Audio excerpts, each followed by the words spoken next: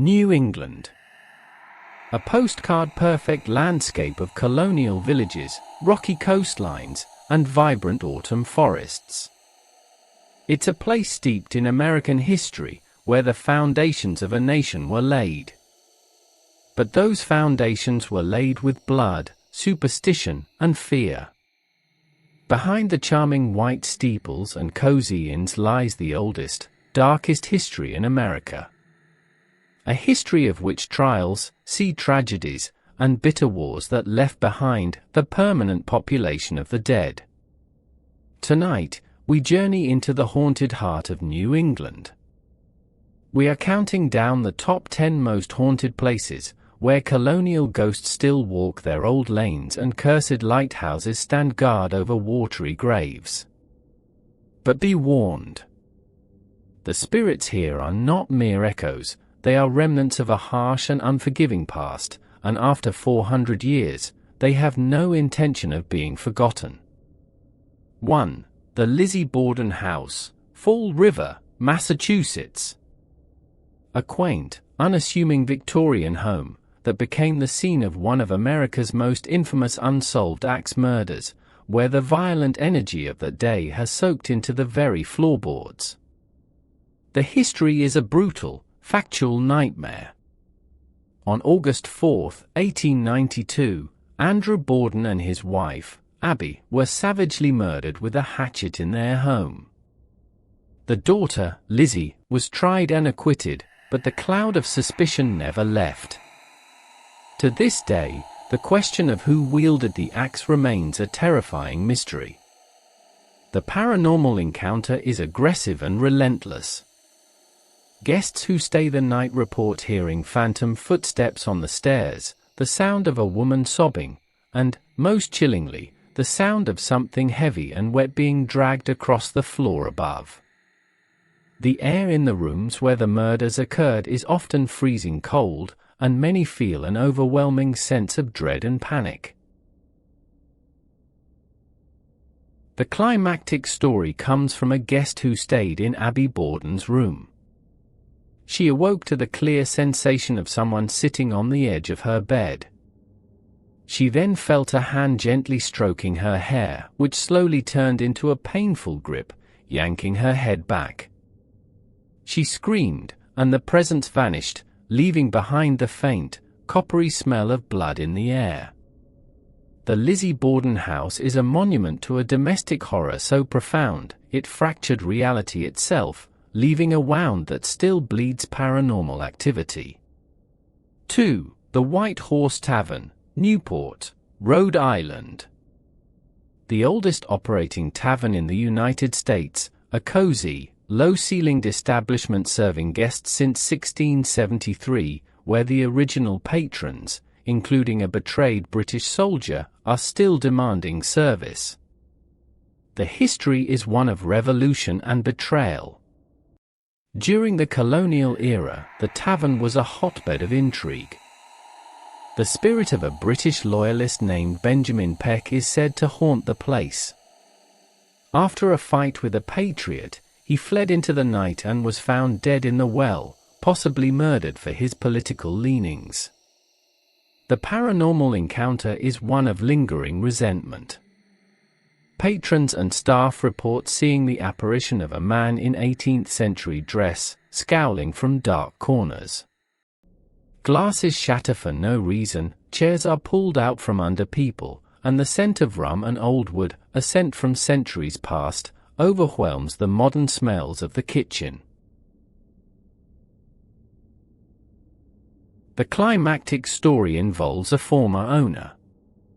While counting the night's receipts in the closed tavern, he saw the reflection of a man in a tricorn hat standing behind him in the window. He spun around, but the room was empty. When he turned back, the word traitor had been scratched into the frost on the windowpane from the asterisk inside star. The White Horse Tavern is a place where the political passions of the American Revolution are still raging, and one-man ghost is still fighting a war he lost 250 years ago. 3. The Joshua Ward House, Salem, Massachusetts. a beautiful federal-style brick building in the heart of historic Salem, constructed directly on the foundation of the home of Sheriff George Corwin, the man who oversaw the execution of 19 innocent people during the witch trials of 1692. The history is drenched in innocent blood. Corwin was known for his brutality, using a device called the peine forte et dure to crush accused witches with heavy stones until they pleaded or died.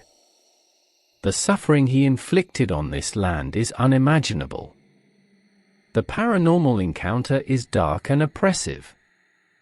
The figure of a tall man in a black cloak and tricorn hat, believed to be the hanging sheriff himself, is seen peering from the windows. Visitors report being choked by unseen hands, feeling sudden, crushing pressure on their chests, and hearing the faint, agonized screams of women echoing from the basement. The climactic story was captured by a paranormal team. In the basement, which was part of Corwin's original structure, they began a spirit box session. A clear, snarling male voice came through the static, ***, get out. ***, at that moment, a heavy candlestick flew off a shelf and struck one investigator in the chest. Upon reviewing their footage, they saw a dark, shadowy mass form and launch the object before dissipating into the stone wall. The Joshua Ward house is built on a foundation of torture and death, and the cruel man who presided over it all is still claiming dominion over his property. 4. The Ocean-born Mary House, Henniker, New Hampshire. A sprawling, Georgian mansion with a unique and romantic legend, but whose peaceful history masks a darker tale of piracy and a ghost who is far from benevolent. The history, as legend tells it, begins at sea. In 1720, a Scottish baby named Mary was born on a ship captured by pirates. The pirate captain, taken with the infant, spared the passengers and gave the mother a bolt of rich silk to make a wedding gown for Mary. Years later, he found Mary in New Hampshire and built her this house. He was later murdered in the driveway, and his body was hidden under the hearthstone. The paranormal encounter is a mix of the gentle and the grim. The spirit of an old woman, believed to be Mary, is often seen tending to non-existent flowers in the garden. But the presence of the pirate captain, a tall man with red hair, is much more imposing. His heavy footsteps echo in the halls, doors lock from the inside, and the sound of dragging furniture can be heard in the night. The climactic story involves the famous silk. A previous owner claimed to have found the original bolt of fabric in the attic. She brought it downstairs, but that night, she was awoken by the furious apparition of the pirate captain. He pointed a bony finger at the silk and then at the fireplace, his face a mask of rage.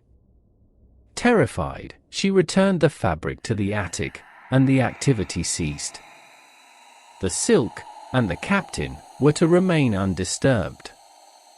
The Ocean-born Mary House is a beautiful prison for a possessive ghost, a pirate who is still guarding his treasure and his legacy from beyond the grave. 5. The Houghton Mansion, North Adams, Massachusetts. The former opulent home of a mayor and wealthy businessman, that became a tomb for his family and a beacon for sorrow so profound it attracted a darker, inhuman presence. The history is a swift and cruel tragedy. In 1914, just after being elected mayor, Albert Houghton took his daughter and her friend on a drive. The car crashed, killing the two young women. Houghton died of grief shortly after. The family was wiped out in an instant. The paranormal encounter is a cascade of sorrow. The sound of a young girl sobbing is heard throughout the mansion. The ghost of a maid, who hanged herself in the basement after the deaths, is often seen near the staircase. but investigators have also documented a much more malevolent force, a shadowy, tall figure with a top hat that stalks the upper floors, filling people with a sense of primal terror. The climactic story is legendary among paranormal circles. During her investigation, a medium was overcome by the spirit of the maid. She began speaking in the maid's voice, describing the pain of her suicide. Suddenly, she stopped, and her face contorted in fear. She pointed to the corner of the room and whispered, "The man in the hat is the one who made me do it."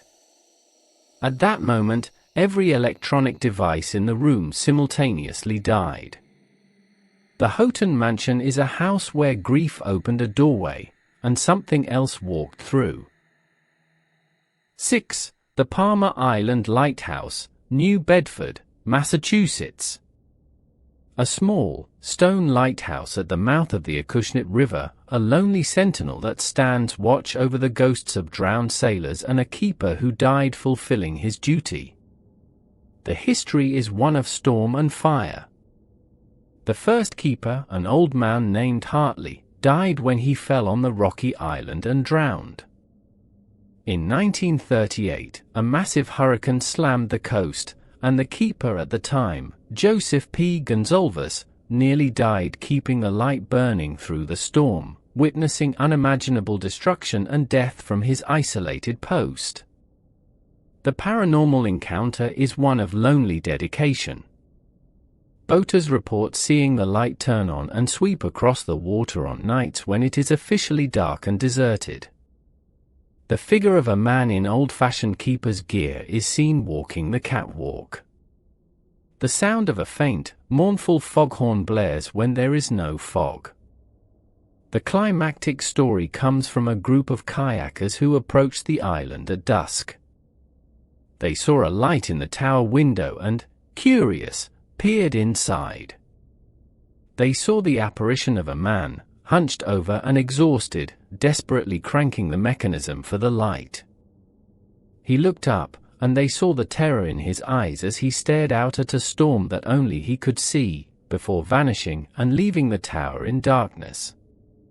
The Palmer Island Lighthouse is a place where duty transcends death, and one man's lonely vigil against the sea continues for all eternity. 7. The Vermont State House, Montpelier. A stunning, gold-domed Capitol building, the heart of Vermont's government, where the smell of bitter almonds, the scent of cyanide, sometimes lingers in his old office. The climactic story was experienced by a janitor. While cleaning the Senate chamber after hours, he saw a man sitting at a desk, scribbling furiously on a piece of paper. Assuming it was a late-working senator, the janitor apologized and turned to leave.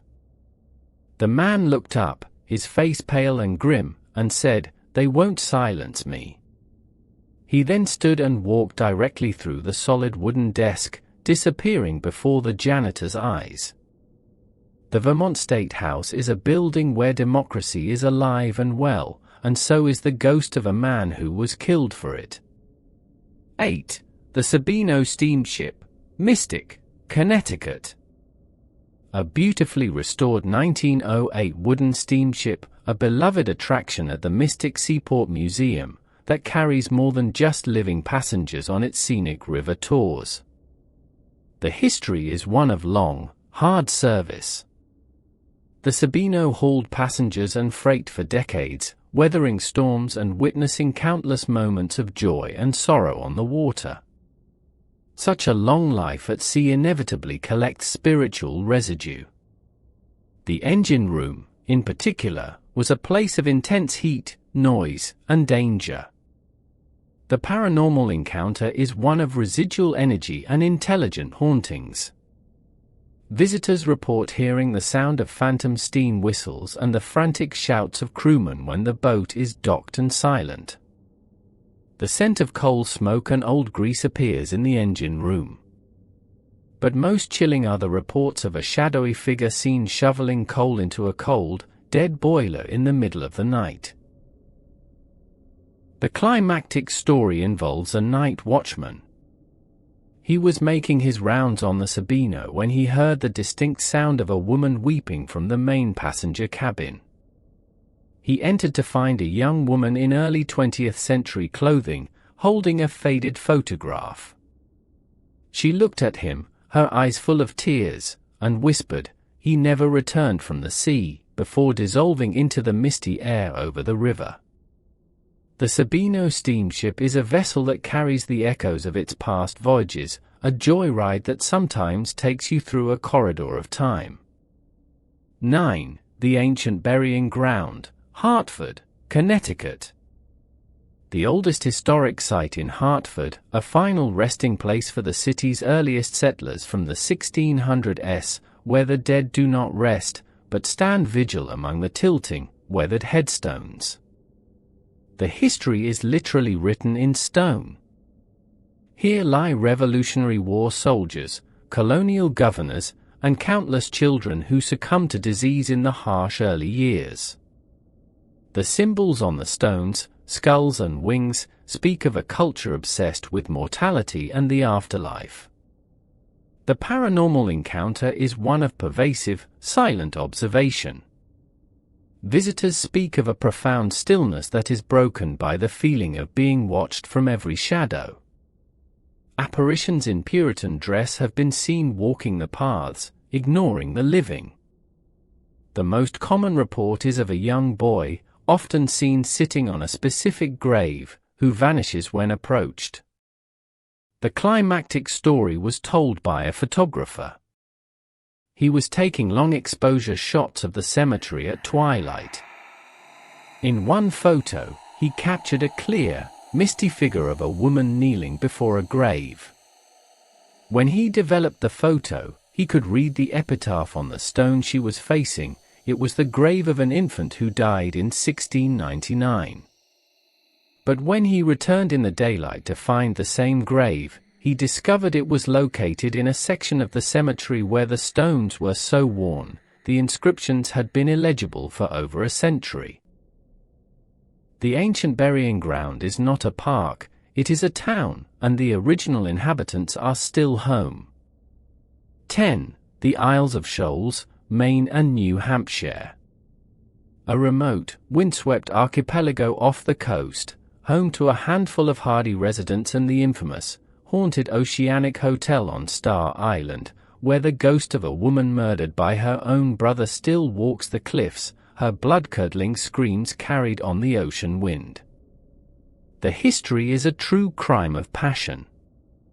In 1873, two Norwegian immigrants, Karen and Aneth Christensen, came to Smuttinos Island to live with Karen's husband. A fisherman named Louis Wagner, in a fit of greed and madness, rowed out to the island and murdered Aneth and Karen with a hatchet. The brutality of the crime shocked the nation. The paranormal encounter is one of pure, unrestrained terror. On Smuttinos, visitors report hearing the sound of a woman screaming and the frantic sound of oars in the water, even on calm nights. On Star Island, the Oceanic Hotel is plagued by the spirit of a woman in grey, believed to be Karen, who is seen staring out at Smuttinos from the windows, forever watching the scene of her murder. The climactic story is a modern legend. A couple staying at the Oceanic Hotel were awoken by the sound of a woman sobbing outside their door. The husband opened it to find the hallway empty, but the sobbing continued, now coming from the end of the hall near a door to the outside. He followed the sound out into the cold night, where he saw the clear apparition of a woman in a nightdress, standing on the cliff's edge. She turned, her face a mask of anguish, let out a piercing scream, and threw herself onto the rocks below. She vanished before she hit the water. The Isles of Shoals are a beautiful, isolated refuge where a horrific act of violence shattered the peace, leaving behind a scream that the sea will never forget. You have now walked with axe murderers, Puritan ghosts, and heartbroken lighthouse keepers. You have seen that New England's history is not just in its museums, but in its very atmosphere, a palpable energy of centuries-old sorrow and violence. So we have to ask you, after hearing these 10 tales of colonial ghosts and cursed lighthouses, would you dare to spend a night in the Lizzie Borden house, listening for the sound of footsteps on the stairs? Or would you take a solitary trip to the Isles of Shoals, where a woman's scream still echoes over the waves? Let us know in the comments which of these ancient hauntings chilled you to your bone. If these stories made you look at those charming New England villages in a new light, do us a favor, give this video a thumbs up and share it with a friend who loves a history lesson from the other side. And to ensure you join us for our next journey into the unknown, subscribe to Ghostly Tales and ring that notification bell. Because the past is always listening. Until next time, sleep well if you can.